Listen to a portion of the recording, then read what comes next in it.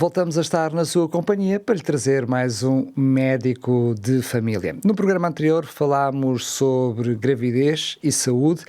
Tivemos a oportunidade de conhecer mais de perto a consulta de saúde materna, também as alterações que ocorrem na mulher durante a gravidez, também alguns sinais e alertas e muitas coisas ainda que abordámos nesse programa. Quero aproveitar neste momento para dizer que se não teve a oportunidade de escutar esse programa, ele está disponível quer no YouTube da Novo Tempo Portugal, quer em podcast na rádio RCS. Mas ficou ainda muito para falar sobre esse assunto. E por isso temos mais uma vez connosco a doutora Cláudia Neves. Cláudia, mais uma vez, bem-vinda. Obrigada, mais uma vez. Cláudia, muita coisa ficou por dizer e também sentiste a necessidade de irmos mais ao pormenor em algumas questões. Porquê é que sentiste essa necessidade? Por exemplo, é importante especificar os sinais de alerta para uma mulher grávida dirigir-se a uma unidade de saúde para uma consulta aberta ou uma consulta urgente. É importante também a grávida ser elucidada e as famílias acerca de exames que nós pedimos durante a gravidez e porquê que os pedimos. Vacinas a fazer durante a gravidez, o que é que pode ser atualizado, não pode ser atualizado. O que nós aconselhamos em termos de estilo de vida na grávida, que é o que é considerado saudável. Tudo isto vamos tentar dizer em mais pormenor neste programa. Reparei que, portanto, daquilo que vamos falar hoje, enfim, que já mencionaste e que certamente teremos a oportunidade de mais à frente abordar, que não mencionaste as análises, mas também são pedidas várias análises em momentos diferentes. Se calhar começaria por aí, se não te importasse. Que tipos de análises é que normalmente são pedidas à grávida? Ok.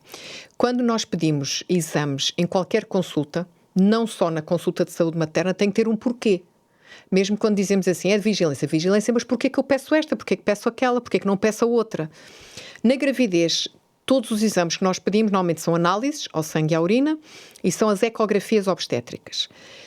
Têm um porquê e são importantes para o rastreio, a detecção precoce de vários problemas, a vigilância de alguma falta que possa haver e detecção precoce de alguma doença infectocontagiosa.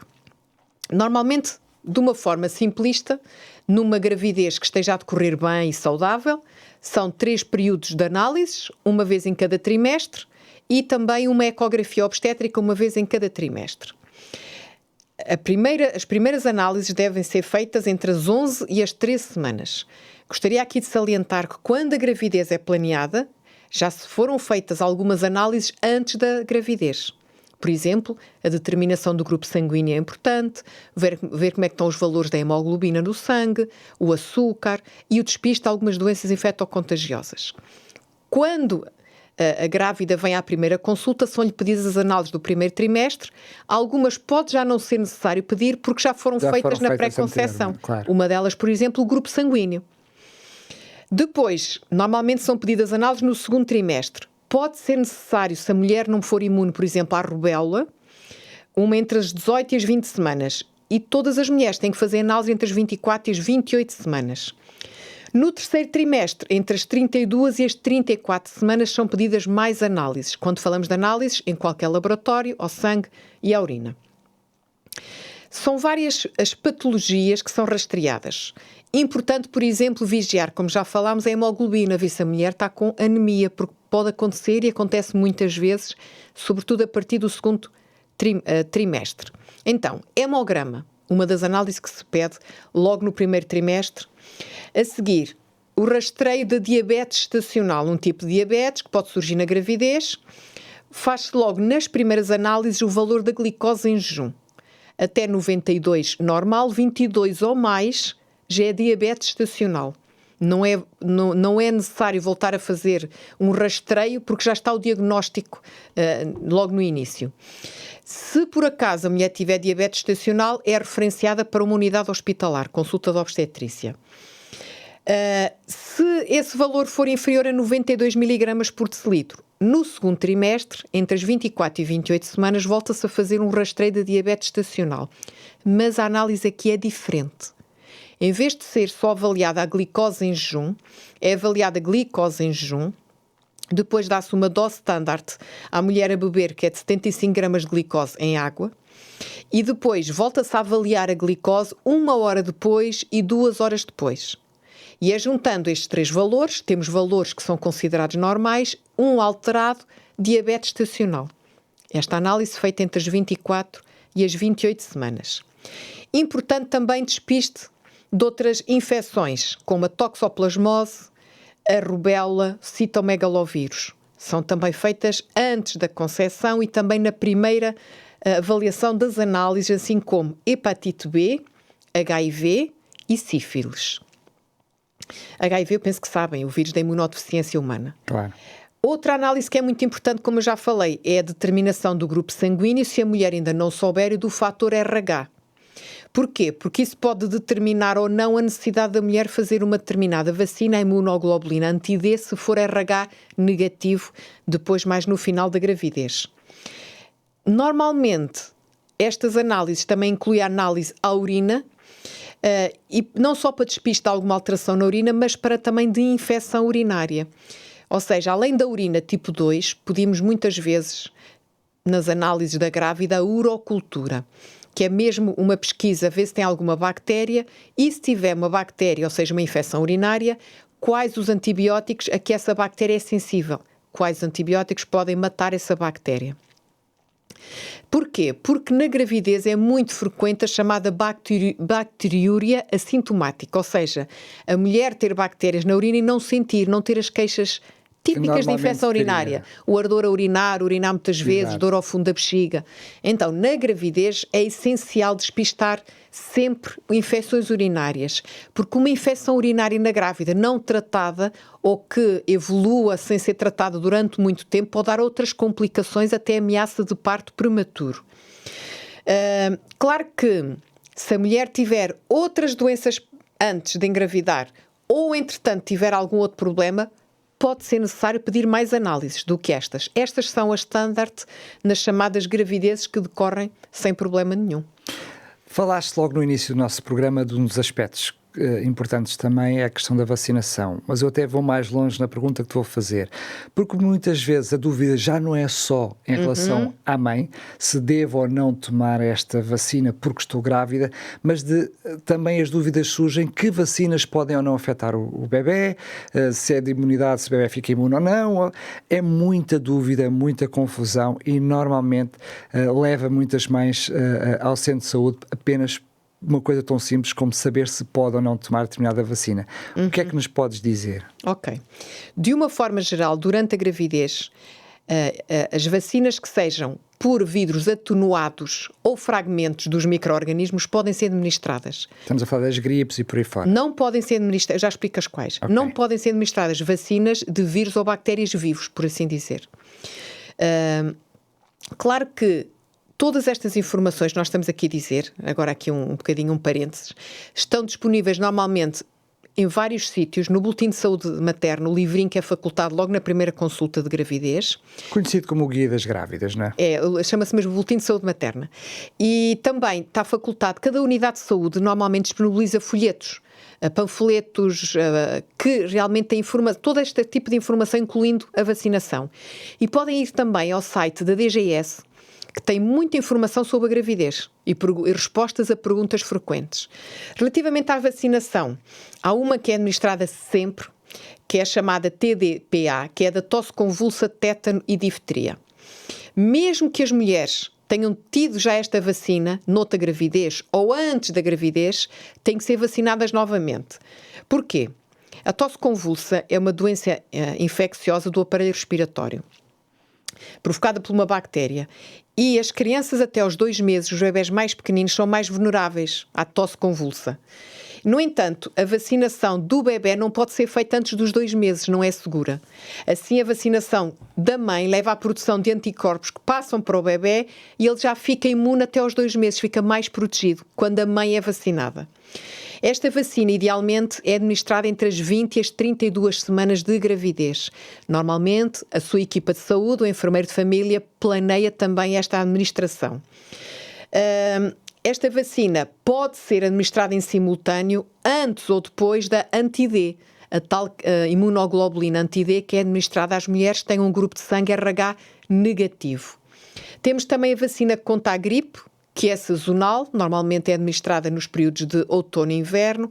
A gripe é uma doença provocada por um vírus e que a gripe nas grávidas pode dar muito mais complicações, é chamado um grupo vulnerável. E é segura na gravidez e confere também proteção ao recém-nascido nos primeiros meses da sua vida. A vacina é gratuita no nosso Serviço Nacional de Saúde e normalmente a equipa de saúde também fala nesse assunto. Muito bem, então antes de avançarmos para o próximo assunto, vais-me permitir então uns segundinhos para fazermos um breve intervalo, é mesmo apenas alguns segundos. Voltamos já a seguir e com uma oferta especial para si. Até já. TV Novo Tempo, o canal da saúde, o canal da esperança. Estamos de volta para a segunda parte do Médico de Família de hoje e com a oferta que lhe prometi, o guia de estudo A Máquina Humana.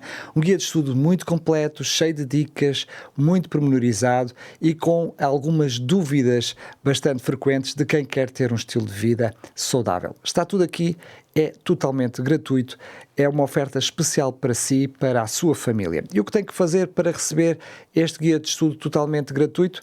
Tem que enviar uma mensagem a dizer Máquina Humana, para sabermos que é este o guia de estudo a que se refere, para o 933 93 92 91. 933 93 92 91. Depois entraremos em contacto consigo para lhe podermos enviar este guia de estudo para a sua casa, totalmente gratuito, pelo correio. Cláudia, nós falámos num programa anterior sobre os sinais, sintomas que seriam normais numa gravidez. Nessa altura, até quando falámos sobre esse assunto, era para alertar as mães de que esses sinais são normais, essas alterações são normais e não deve assustar as mães. Mas pode trazer um outro problema com tantas alterações, que é surgirem alguns sinais que sejam alerta e as mães pensarem que é normal, que é da gravidez com tanta alteração. Há algum tipo de sinais em que as mães, se os virem, devem estar alerta e deve ser sinal de preocupação de que alguma coisa possa não estar bem? Sim. Existem vários sinais de alerta e que nós normalmente instruímos logo as grávidas acerca desse assunto. Ou seja, na própria consulta de saúde materna, as mães são avisadas desses sinais, para estarem atentos a esses sinais. Tanto na consulta de saúde enfermagem como a consulta de saúde materna médica. Ou seja, se algum destes sinais que eu vou enumerar surgir numa grávida, ela deve dirigir-se imediatamente ou a uma consulta urgente na sua unidade de saúde ou a uma maternidade que esteja aberta. Atualmente, portanto, telefonando para a linha de saúde 24. Até na dúvida. Sim, exatamente. Sangramento vaginal ou perda de líquido pela vagina. Mesmo que seja em pequena quantidade, na dúvida mais vale procurar os cuidados de saúde urgentes. Que tenha um corrimento vaginal fora do comum, com comichão ou ardor. Pode ser uma infecção vaginal que tem que ser tratada. Dor pélvica ou abdominal contínua. Não é aquelas contrações que vêm e vão, não. É uma dor contínua e que não passa. Persistente, não é? Persistente, sinal de alerta. Arrepios ou febre. Temperatura igual ou superior a 37,8. Claro que deve administrar paracetamol, que pode tomar na gravidez 1 grama de 8 em 8 horas. Baixa a temperatura, mas deve procurar um serviço de saúde. Dor ou ardor a urinar muitas vezes, também deve procurar.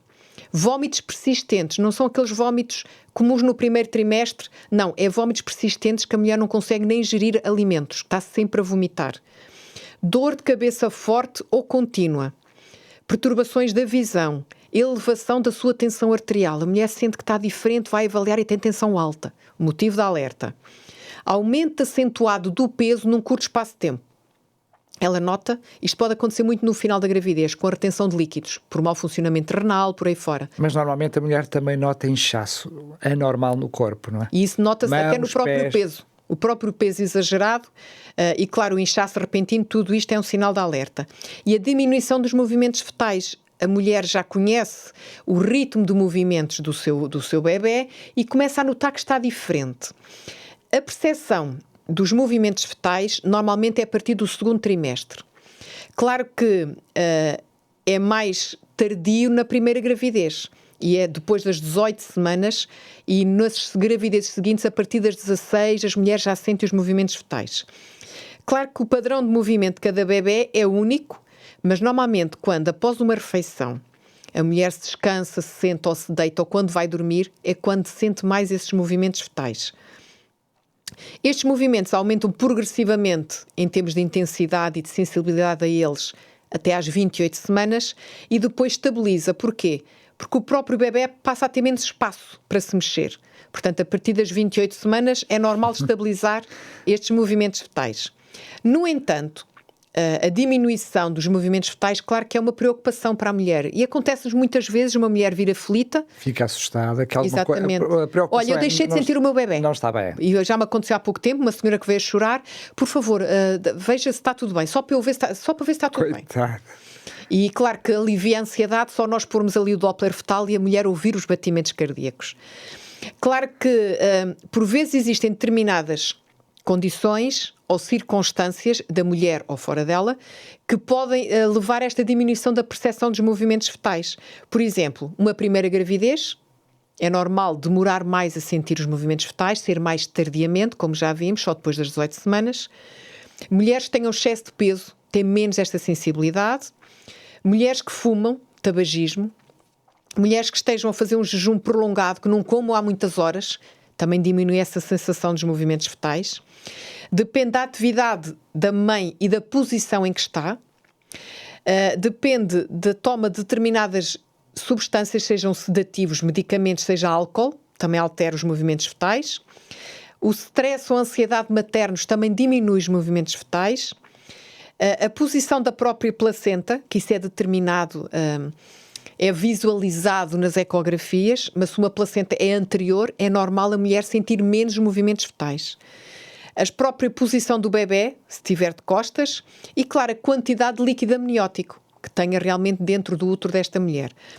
Estas condições podem dar a percepção da diminuição dos movimentos fetais. Mas não é motivo de alerta. Agora, deve procurar os cuidados de saúde urgentes, telefonando para a linha de saúde 24 ou dirigindo-se à unidade de saúde ou à urgência da maternidade mais próxima. Se, por exemplo, se tem mais de 24 semanas de gravidez e nunca sentiu o bebê, é um motivo de alerta. E normalmente, outro sinal de alerta, a partir das 35 semanas de gestação, nós instruímos as nossas grávidas, no final do boletim de saúde materna tem uma folhinha que desdobra e abre para registro dos movimentos fetais. Diariamente está lá o dia, segunda, terça, quarta, dia da semana. Por exemplo, a partir das 9 da manhã, começo a contar o número de vezes que o bebê mexeu. Quando já tiver mexido 10 vezes, põe a cruz. Perdão. Qual é o objetivo? Está bem se no período de 12 horas mexeu pelo menos 10 vezes, das 9 da manhã às 9 da noite. Agora, um bebê que num período de 12 horas não mexeu 10 vezes, é para procurar os cuidados de saúde também. Okay. Isto a partir das 35 semanas de gestação. Está bem? É muito preciso o que estás a dizer e requer muita atenção e são muitos pormenores, mas está tudo registado, portanto, no tal livrinho de saúde materna, em que, na dúvida, vão lá consultar quantas vezes são, quantas vezes não são. É muita informação agora que estás a dar aqui, mas as mães têm acesso a essa informação. Uhum. E essencialmente era isto, os sinais de alerta. Portanto, falei dos vários sinais de alerta e depois nos movimentos fetais, especificamente o que é considerado condições que podem dar essa sensação e o que é considerado sinal de alerta para procurar os cuidados de saúde. Disseste algo que eu retive e que disse logo que tenho que falar sobre isto. Tu falaste nas mães fumadoras, mulheres fumadoras. O estilo de vida é muito importante durante a gravidez e ter um estilo de vida adequado, deixar logo, eu diria, de imediato, se não teve a oportunidade de fazer antes em termos de preparação de gravidez, o tabaco e outras questões dessas, mas a alimentação passa a ter uma ponderância muito grande para a mulher, porque ela não se está a alimentar só ela, está a alimentar também a criança, e há mulheres que durante a gravidez comem literalmente pelos dois. Que tipo de alimentação é mais adequada, ou eu diria, vai facilitar e vai trazer uma melhor gravidez, se é que podemos dizer isso?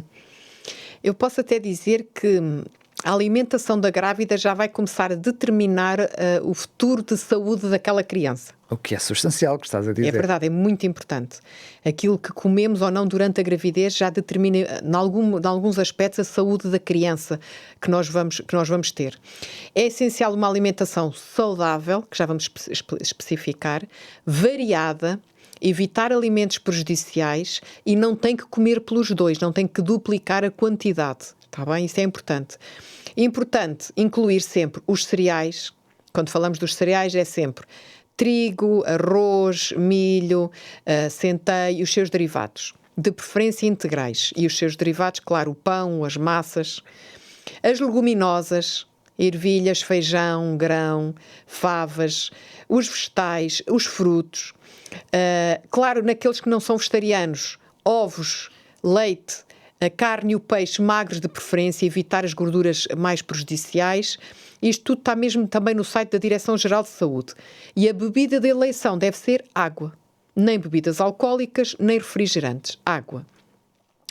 Agora, muitas vezes surge a dúvida, e por isso é que eu gostava aqui de esclarecer, claro que todas devem evitar o excesso de sal, os enchidos, as refeições pré-feitas, os excesso de açúcar. Exatamente. E vegetais, fruta diariamente, as doses recomendadas pela Organização Mundial de Saúde. Mas muitas vezes surge a dúvida como é que uma mulher vegetariana consegue ter uma gravidez sem falta de nada para o seu bebê. Normalmente é conjugando todos estes grupos alimentares. Portanto, os cereais, as leguminosas, os vegetais, as frutas, e normalmente não tem falta de nutrientes. Pode e deve fazer os suplementos habituais, como já falámos num outro programa. O ácido fólico e o iodo, que devem ser iniciados até antes da concepção, e a partir do segundo trimestre, quando necessário, o ferro, também a forma de suplemento. As dietas vegetarianas, até na gravidez, tendem a ser importantes porque têm menos gordura saturada e têm mais quantidade de vitaminas que são essenciais para o crescimento do feto, como, por exemplo, o ácido fólico, a vitamina C, a vitamina E, o magnésio e até os fitoquímicos que existem nos vegetais. Pode comer os vegetais de folha verde em geral. Atenção às mulheres que não sejam imunes à toxoplasmose. Tudo o que seja vegetais em cima da terra ou frutas devem ser criteriosamente higienizadas para evitar contrair toxoplasmose durante a gravidez. É um assunto que também falamos durante as consultas de saúde materna. E claro que normalmente é importante incluir estes grupos, os frutos secos e as sementes, que esqueci-me de falar, as amêndoas, as nozes, as sementes em geral, que são fontes também de proteínas, de gorduras saudáveis, como ômega 3, essenciais para o desenvolvimento do bebê, e os cereais integrais, em geral, e os pseudocereais, como a quinoa, que também desempenham um papel importante, não só como fonte de hidratos de carbono, fibras e vitaminas do complexo B. Tofu, produtos de soja e derivados também são bons, são fortificados normalmente com cálcio e são uma ótima fonte de proteína sem ter colesterol ou gorduras saturadas e são uma ótima fonte também de cálcio e ferro que são essenciais na gravidez. Gostaria só de salientar que devemos evitar, como já vimos, os enchidos fumados, os queijos curados, os enlatados, os peixes com alta concentração de mercúrio, como o peixe-espada, o cação, o espadar, tamboril, tintureira, os patês, os doces, como já falámos, excesso de sal, o café, refrigerantes com cafeína e bebidas energéticas. Cláudia, eu estou a imaginar neste momento uma mãe a assistir ao programa e a tentar tomar nota de tudo o que tu estás a dizer. Pode não parar precisa. E voltar atrás e ouve outra vez. Exatamente. Pode e deve ir à sua consulta de saúde materna, onde tudo isto será explicado ao pormenor, não há que haver preocupação. Algo também, estamos mesmo na reta final do nosso programa, que traz muitas dúvidas, desde logo até pelo aumento de peso, enfim, a barriga que vai crescer. A questão do exercício físico é importante, é aconselhável ou não? É importante e é essencial. É importante para a mãe estar bem, para o bebê estar bem, ajuda a controlar melhor o peso também.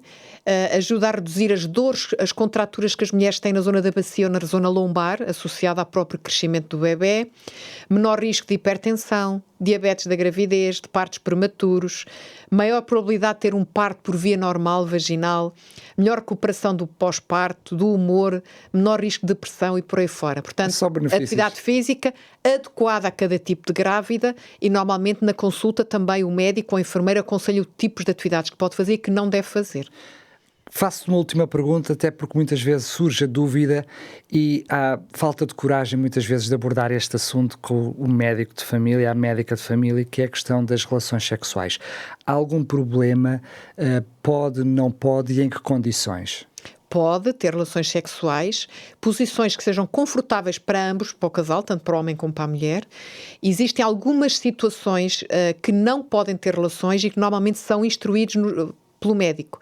A ameaça de um parto prematuro, por exemplo, uma mulher que teve uma hemorragia vaginal, até ser avaliado pelo médico, não ter relações é mais seguro. Muito bem, Cláudia. Obrigado. Acho que com este programa e com o programa que fizemos anteriormente, fica coberto toda a informação, mas não dispensa a visita ao médico de família, que é muito importante. Lembro que este programa, se não teve a oportunidade de ouvir na íntegra ou tomar nota de todos os assuntos que falámos, ele estará disponível em podcast, quer na Rádio RCS, quer na TV, através do YouTube da Novo Tempo Portugal. Antes mesmo de terminar, quero lembrar a oferta que temos para si, o guia de estudo A Máquina Humana. Este guia de estudo com muitas indicações. Hoje falámos de um estilo de vida saudável. É importante, se está, por exemplo, a pensar em engravidar, ser papá, ser mamã, aqui está muitas dicas, desde logo, que pode começar a seguir para ter até uma gravidez. Porque o que pode fazer de melhor para o seu bebê é cuidar melhor de si. É a melhor forma de começar desde logo a cuidar do seu bebê. E o melhor é que é totalmente gratuito. Basta entrar em contato connosco para o 933 939291, mandando uma mensagem a dizer Máquina Humana e depois entraremos em contato consigo para lhe enviar o guia de estudo totalmente gratuito. Mais uma vez quero agradecer a sua companhia, a sua preferência. Marcamos encontro no próximo Médico de Família.